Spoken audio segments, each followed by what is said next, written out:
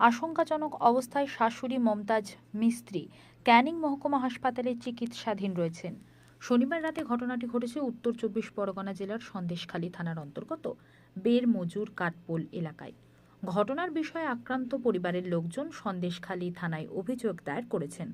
তদন্ত শুরু করেছে সন্দেশখালী থানার পুলিশ।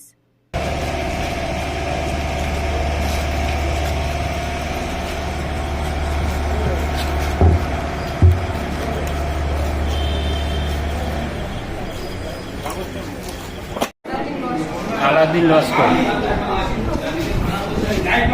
হ্যালো, তোর ঘরের নাম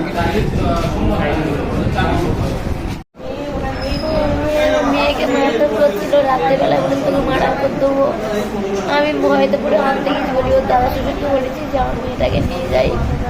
তখন আমাকে বলছে যে আমাকে ধরে আমার বিয়ের শ্বশুর ওর দুটো মানে আপনাকে কে মেরেছে? জামাইয়ের বাবা? বাবা আর ওর শ্বশুর। কি দিয়ে মেরেছে?